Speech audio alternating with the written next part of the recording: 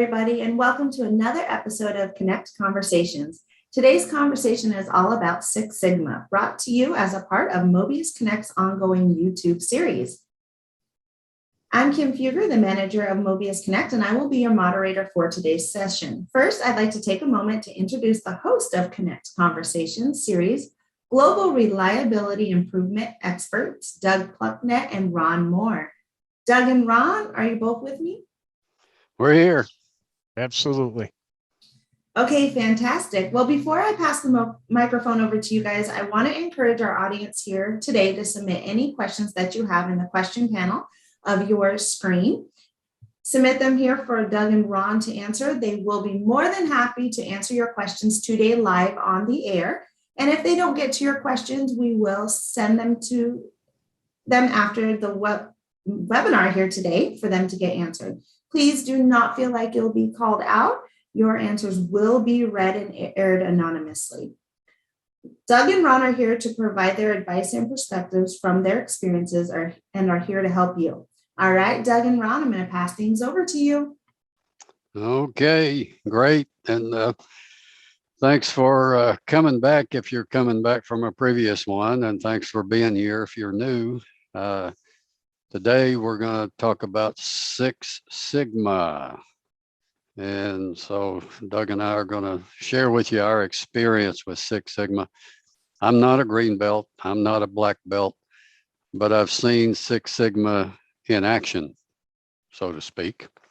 And I think Doug has too. We're just going to share with you some of the fundamentals of what Six Sigma is and some of our experiences with it. So, Ron, and look, I got to tell you, I got a leather belt, and I'm hoping in the very near future, I'm going to get a smaller leather belt. okay. Well, I don't think that counts for today, Doug. Looks like you've been to the barber recently, though. I Golly. have. I got a lot of changes going on here. I'm trying to drop some weight, and I figured, anything that'll take a couple ounces off on the scale, I'm good with. So I told my barber, hey, chop all that stuff off, would you? All right. I thought maybe there was a wedding coming up or something, So, anyways, back to Six Sigma. Even before we get to Six Sigma, one of the things I wanted to stress, if you attended one of the earlier sessions, we talked about what tool when, and I offered my view of a hierarchy. And you start out with, broader things like a long-term vision for the company, employee engagement, those kinds of things. But the first tool I think everybody should use is so-called Kaizen. It's standard work. It's 5 whys. It's 5S. It's go and see.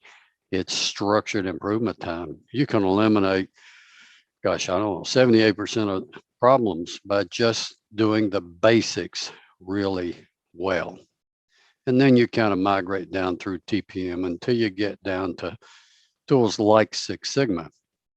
So what is Six Sigma? Well, it's literally 3 defects or non-conformances per million relative to a product specification or a process requirement. So 3 defects or non-conformances per million of the standards that you set. So now, but what it came to be historically was, a bunch of books and a bunch of consultants got into Six Sigma. So it became a process for reducing variation. Another way of thinking about that is it became a process for assuring stability in a given process. And any number of processes were reviewed. It's not just a production process. It's the process you use, say, for designing a building, or it's a process you use for installing a part, and it can be tiny, it can be huge. And it was applied to all kinds of things. So I'll pause there and let Doug offer a comment or two. Yes, it's a tool that obviously ties in well with statistical process control. Lots of companies hopefully are out there using those methods. They work well. getting people to understand what statistical process control is and how to make or identify defects by using that process, and then make improvements to improve or eliminate those variations in that process. So it's a tool that, if I'm not mistaken, came out of Motorola. That's where the Six Sigma, the black belt thing came out of, with I think George Fisher was a big part of that. He later moved on to Eastman Kodak Company. And then, as Ron said, lots of consultants got out there and got into this business, and we're making money off of selling companies on, you need green belts and you need black belts. Yeah. Well, you also need results. So imagine that. and we're going to be sharing with you some of our experience on some of the results. And anyways, before we get to that, let's just talk about, some fundamentals. One of my favorite depictions of Six Sigma was put together by a friend of mine in Australia, David Burns. And he says that most companies operate somewhere around 3 sigma in the aggregate, and that is 93% of the time their processes are in conformance to their requirements. Well, it still leaves a pretty big gap, 7%. And he also says if you want a competitive advantage, of course, which we all do, get to 4 sigma. Well, 4 sigma, 99% of the time, your processes are in conformance to your requirements. So how do you do that? Well, and I think this is accurate, and I've experienced it. You fix the obvious. You do the basics really well. You work together to address problems, and then you standardize the work. So, and if you have standard work, then folks are following a standard. You reduce the variation, you reduce the defects, and so on, and you get better performance. So, and that's, by the way, that's a really strong Toyota mandate requirement is standard work. Now, that doesn't mean the standards are fixed forever, because they're always looking for ways to improve the standards. But once that improvement is done using Deming's plan, do, check, act, then you reset the standard, and then everybody follows it, and you reduce variation in that way. So, Doug, do you have any comments there? So what are different ways to go about doing that? And one of the ways that I happened to just stumble upon way back when I worked at Eastman Kodak Company was I was in the photochemical division, and we were having a hiring freeze. And when we started looking at OEE, which you and I have talked quite a bit about on these episodes, we came to the understanding that a lot of their defects or downtime came as a result of shutting the equipment down for safety issues, right? When somebody leaves and goes and takes the bathroom or has to take a phone call, they had procedures in place that said you need so many people to run the line, so they'd stop the line. And so a way to solve that, we said, let's just get some folks from the office to go out there, and have somebody call on the radio and say, hey, can we have somebody for 5 minutes, right? Yeah. So be it an engineer, receptionist, I don't care who it is, your quality person, have them go out and run that line for 5 minutes. The direct result of that was all these people recognizing some of the issues that the folks in operations were having to put up with on a daily basis. And a lot of little things got fixed, right? Yeah. And that was a simple way of eliminating defects. And it's one of those things, I look back today, they talk about black belt and green belt projects. That would be a great project for any company to do, right? It's interesting to me that small companies are pretty good at this. Larger companies, it becomes one of those things that, oh no, I'm beyond going out and putting a couple widgets together, or putting a couple bottles on the line, or making a couple boxes, or learn how to run a case erector. It's really one of those things that you have to, as a company, say, are we really beyond this? I mean, if we have true transparency, don't people want to help one another? Yeah. Right. Aren't they interested in helping each other with their problems? Well, a side comment here from me. I think too many senior managers never had what might be called a real job. and I don't mean that they've been unemployed. I just mean if you've ever done, the work at the shop floor level, at the coal face, as they say, then you have a much greater appreciation for what is happening on the floor and what they go through. Just like the undercover boss. Yep. I've been lots of different things. A short order cook, a dishwasher, a custodian, a janitor type job. I've done lots of things. And when you actually see the work and see what really happens, you get a better appreciation for what's going on. So that's just a side comment. But I do think it's important, that go and see from Kaizen. So what are some of the principal themes of Six Sigma? Well, one of them is collaboration. That thing that Doug just mentioned, talking to each other and trying to understand problems and working together. Another one is customer satisfaction. Well, duh. I mean, that just is common sense, And another one is fact, data-driven management. In God we trust, all others must bring data. I think you guys have heard those phrases. Doug, you can throw in there. I got a couple more I want to mention. When you look at those, Ron, the things that stick out the most to me would be, this drive for perfection, right? Understanding that we can do better on a daily basis if we are out there looking at things and measuring things, right? Yeah. So understanding what the big picture is out there, but at the same time coming into and focusing on the detail of what we make, right?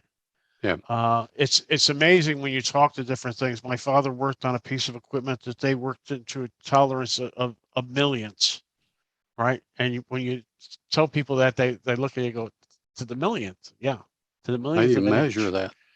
Right? How do you measure that? And he always smiled. And in fact, when he retired early at 51. I hired him back in to teach the new guys that were taking over in the area that he left. Right. And he kept trying to explain to him, it's no different than measuring in thousands. It's just a little more detailed, right? It's the same numbering system. You have to understand detail and what it takes to take a millionth off as opposed to 1,000th. It's a big difference, right? Yeah.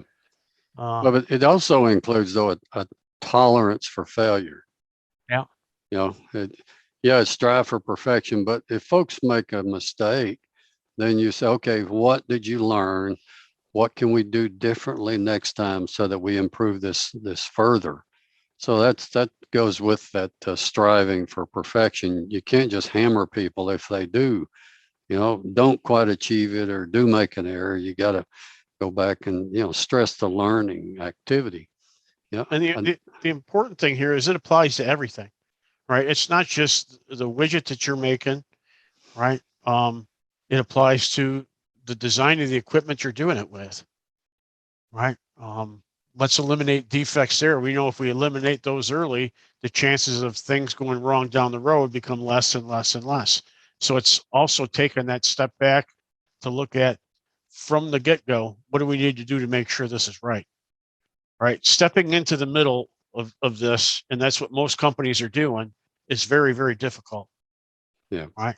So sometimes you need to tell them, look, it's nice to fix the things that we need now, and we'll continue to focus on those things. But we also need to fix the things that are going to come in the future. Right? Yeah. The mistakes that we made before, we need to eliminate, identify what they were and eliminate them. And that's an important piece of this. Yeah. And that goes along with another principle in Six Sigma, and that's just process improvement. I mean, striving for perfection. Well, you better have a process improvement process.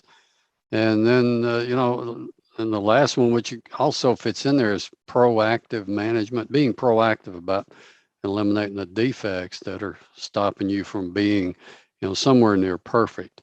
Now, being perfect is, as we would all know from our own personal experience, is an aspirational goal. You may never get there, but you want to constantly work to improve. So those are, kind of the 6 principal themes. I didn't count them off, but we've covered them at this point. Right. Go ahead, Doug. So I have companies ask me about this, and I'm sure you do from time to time, and they'll say, we're thinking about a Six Sigma program. What should we do? Right. And Not. I try. Sorry.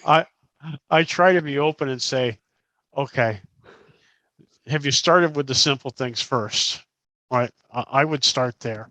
It's not that Six Sigma is a bad thing. I think it might be a little too focused on individuals as opposed to the total group effort it takes to improve. And I think any company that's been through this recognizes that in the end. This doesn't happen through individuals. It happens through teamwork and through collaboration and through people being open and transparent about their jobs and the things they do. It's through people not feeling attacked.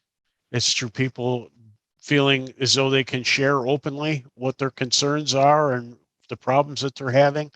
And so I always say, I'm a person that, if you're thinking of dabbling with that, get into statistical process control first and talk about defect elimination. Do the Kaizen that you talked about, right? Yeah. Go that step.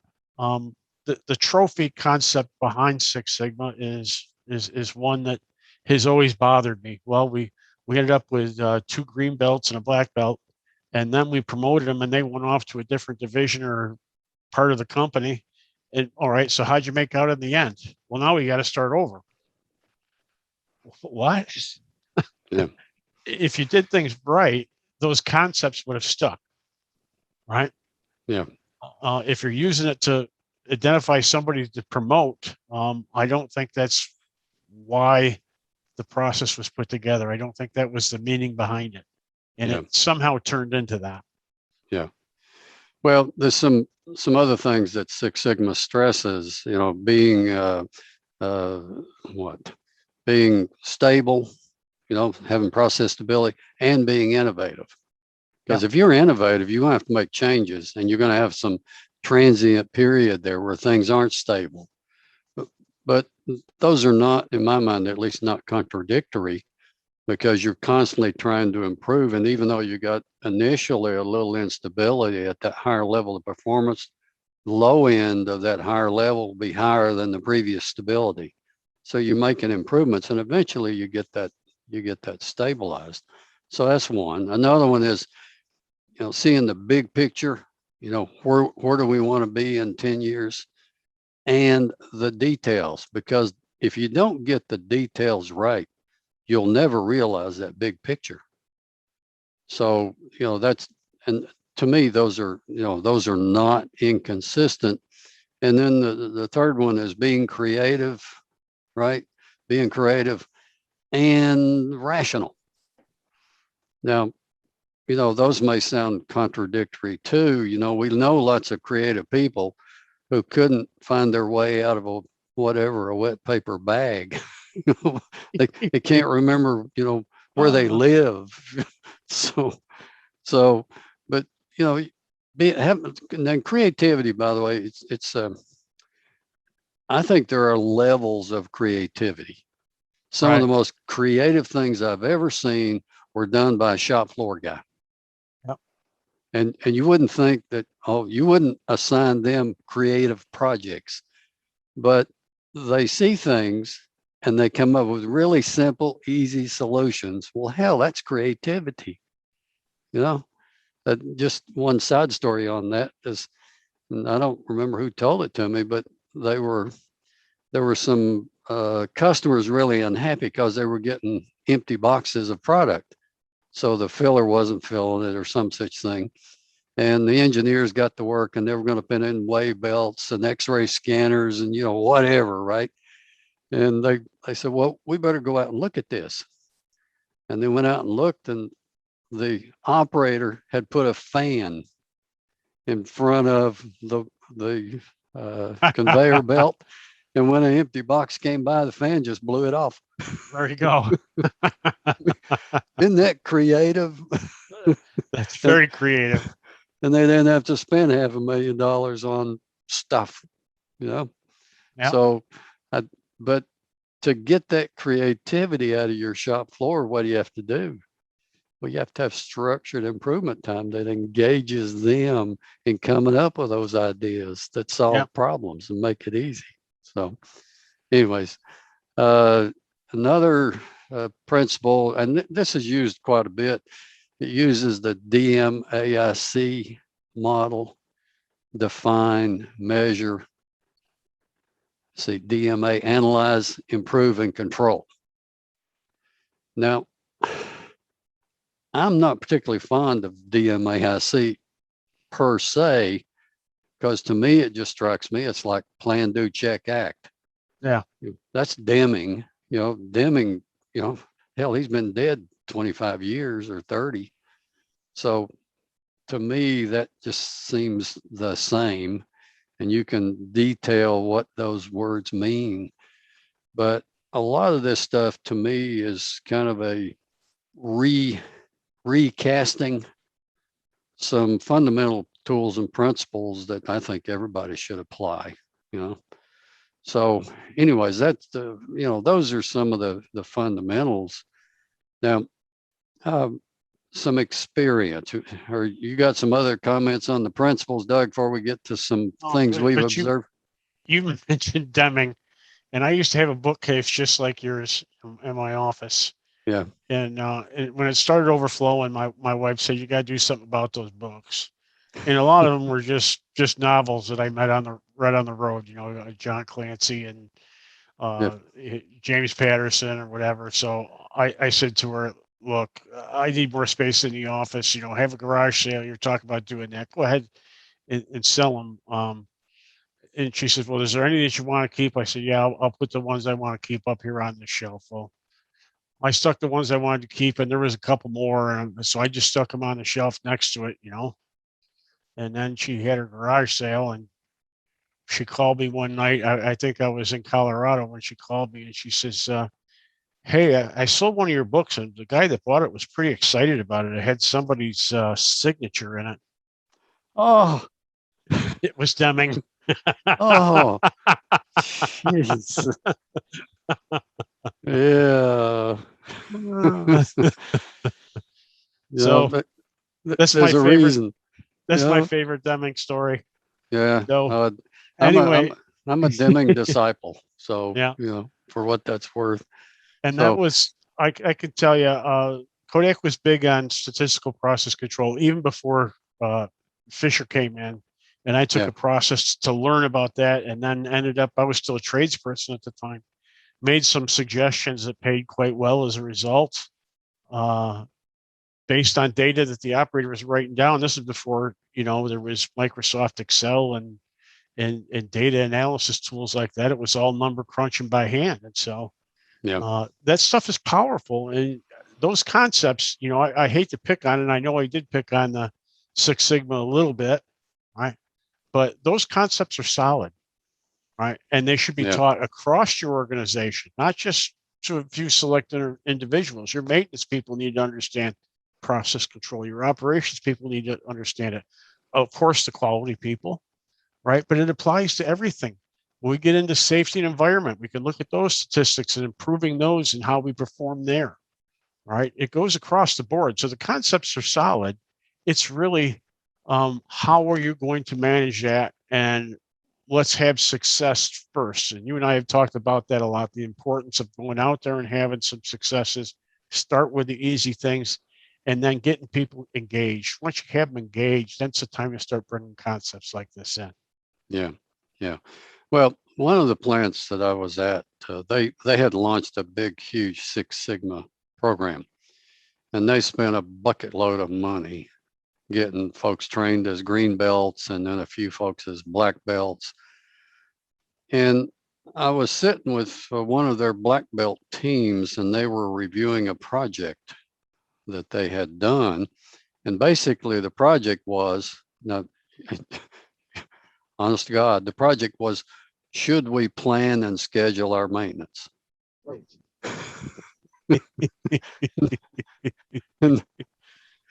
and they started presenting, and they went through their data on the variation on their maintenance work and so on and so forth. And one of the guys in the room, a mechanic or something like that, he says, damn it, why don't we just do it?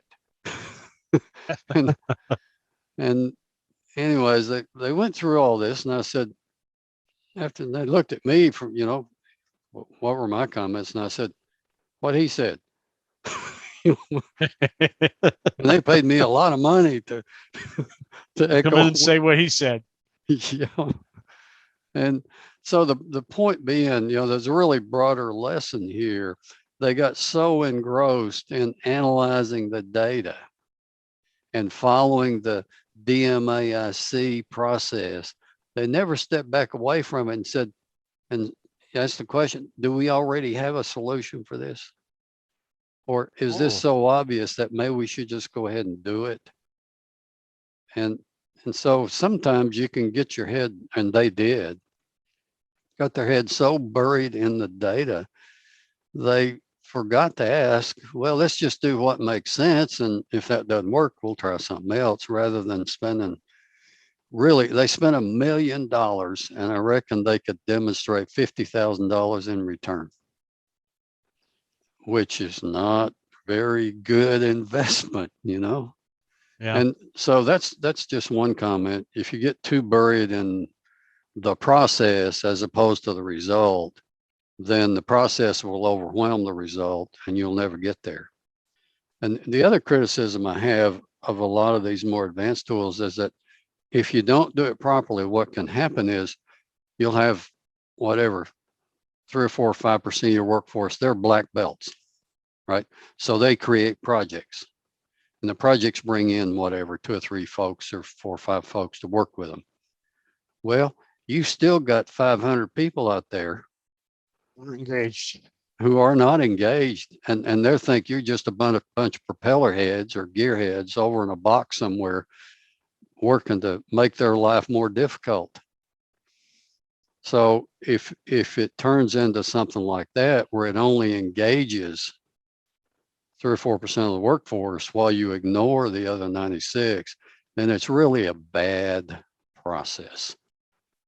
So what you got to do, I think, is, some of the stuff we talked about in Kaizen and TPM, have structured improvement time where you engage lots of people in little bitty projects.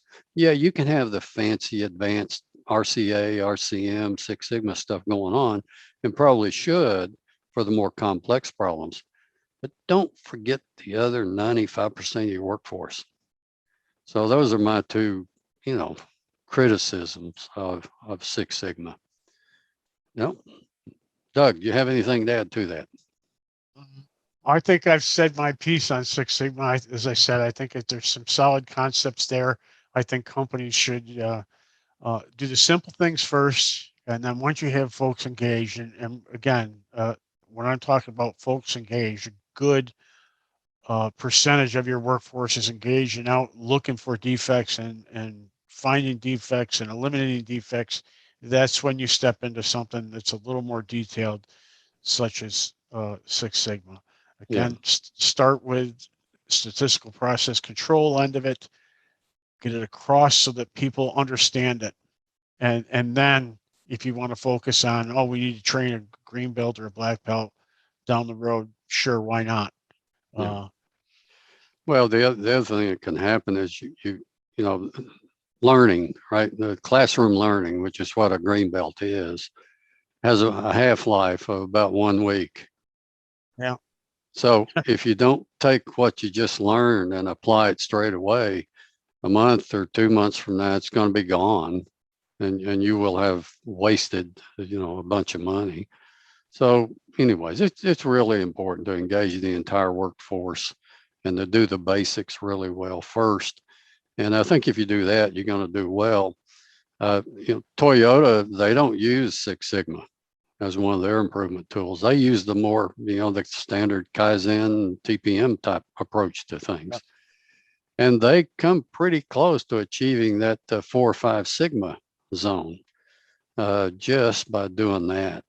So, and, you know, Deming's plan, do, check, act. Like I said earlier, I'm a Deming disciple. You know, I think he was just a, you know, he's my hero. So something else to think about with this, when it was developed, the tools of Microsoft Excel and other statistical methods like Minitab were just coming out, right, when this became big. And with today's PLCs and DCS systems, a lot of this stuff can be done and should be put into for monitoring your process and statistical process control in the design phase of your projects, right? So then it's much, much easier to have, you know, your operators and your maintainers looking at that data, as opposed to somebody that's an engineer or some high-paid consultant that you hired to come in to look at stuff that you should already have, that should already be within your PLC or your DCS. yeah. So again, think of the future when you start doing stuff like this, to make sure all those programs are in and you're looking at the right things before you even start. Yeah. So, well, that covers it for me. We're going to finish early today, I think, as you would have expected, or as we said at the beginning. Yeah. Did you have any last comments? We don't have any questions up here yet, so I guess we've covered it all. So we may have bored them all right out of the room, Ron. Yeah, I know. Well, that's it's sad, you know, breaks my heart, you know. Yeah. So, all right.